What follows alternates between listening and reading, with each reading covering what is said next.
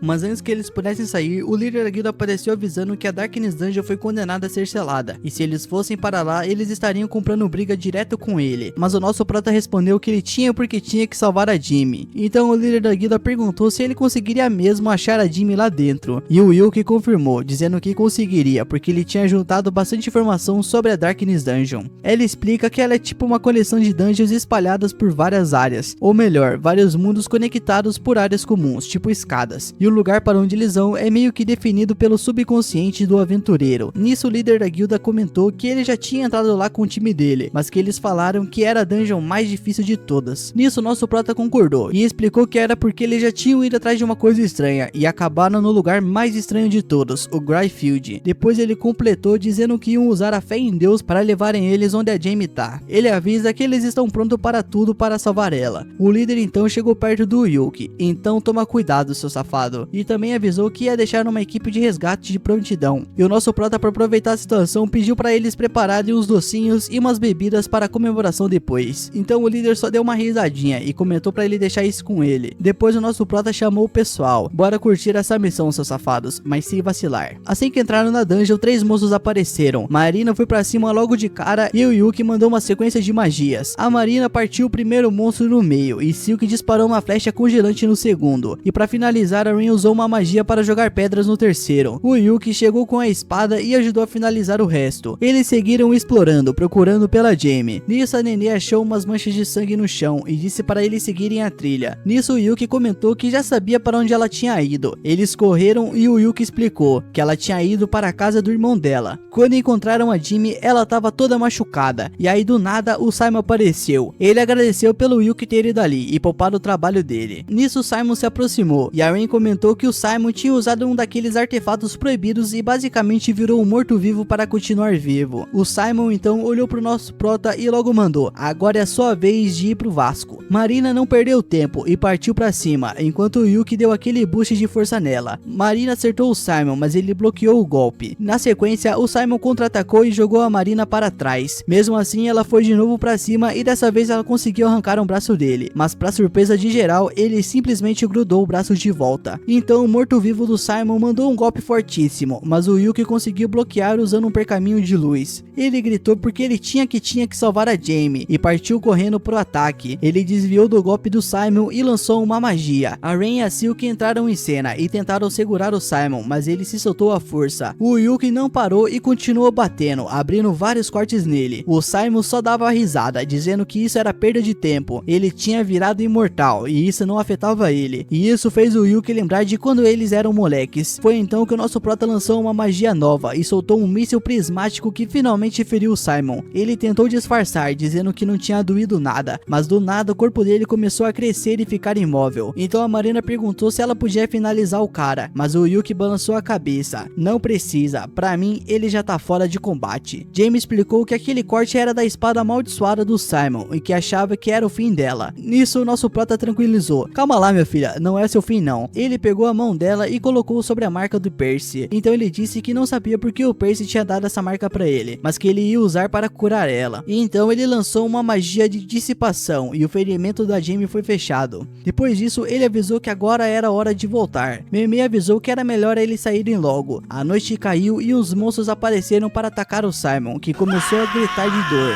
Marina perguntou: então ele vai ficar sozinho sofrendo aí? E o nosso prota respondeu que a partir de agora ele é só o passado. O Yuki então usou seu pergaminho de saída e antes de partir lembrou de quando eles eram amigos de infância e logo deu adeus para o seu antigo amigo. De volta à guilda, o líder já estava esperando com o veredito de que eles iam ser punidos, mas o nosso prota sorriu e disse que já sabia disso, porque eles tinham ido para aquela dungeon sem permissão e ainda tinham mexido onde não devia. E então o líder explicou que o rank deles iam cair também e que eles seriam suspensos de missões por um mês. O Yuki então arregalou os olhos: só isso, meu filho, manda mais. Depois o líder completou, dizendo que o salário dele foi cortado por 3 meses porque ele não conseguiu segurar eles. Então ele se virou para a Jamie, dizendo que ela não fazia mais parte do Thunder Peak. Além disso, ela tá suspensa de entrar em qualquer equipe ou aceitar missões por um ano. E Jamie logo ficou chocada, dizendo que tinha achado que ia expulsar ela do reino. Meme então explicou, dizendo que ela entregou provas dos esquemas ilegais do Thunder Peak e deixou claro que não fez nenhum comentário racista, e isso ajudou bastante. Lá fora, a Jamie olhou pro nosso prota e perguntou se tinha sido ele que tinha recomendado o nome dela pra guilda. E ele respondeu que talvez sim, minha filha, mas foi a guilda e o reino que decidiram aceitar ela. E então ela baixou a cabeça. O Clover não devia ter sido punido. Desculpa mesmo, mas o nosso prota só suspirou. Quantas vezes você vai ficar pedindo desculpa, essa desgraçada? Segue sua vida. Nisso a Jamie deu um sorriso sem graça, dizendo que ia pedir muitas vezes porque ela tinha feito muita besteira. O nosso nosso prota respondeu que sabia, mas relaxa aí minha filha, já passou. Ela disse que odiava esse papo e que odiava ainda mais por ter se aproveitado da bondade dele por tanto tempo e por ter chantageado ele também. Nisso ela olhou pra ele e perguntou se ele achava que ela podia mudar, e o nosso prota respondeu: você já tá mudando minha filha, olha só essa conversa que a gente tá tendo, e completou que talvez se ele tivesse falado melhor com todo mundo antes, as coisas poderiam ter terminado de outro jeito. Então a Jamie segurou a mão dele e falou que ele não tinha feito nada de errado, ela, o Simon e o Thunderpeak é que fizeram. O Yuki então recomendou: vai pra casa minha filha, o seu irmão tá esperando. Ela sorriu, agradeceu por tudo e foi embora. O nosso prota então olhou para o céu e ficou pensando que ele também deveria ir pra casa, o pessoal deveria estar esperando por ele, e quando ele chegou ele foi recebido com uma festa e muita alegria. E assim eu finalizo mais uma parte desse anime aí meu mano, e se você gostou já deixa aí nos comentários se você quer a continuação. Tamo junto, deixa o like e se inscreve aí pra me ajudar a chegar nos 10.000 inscritos até o final desse mês. Muito obrigado por todo o carinho, até a próxima meu mano, o Drezinho Animes ama você.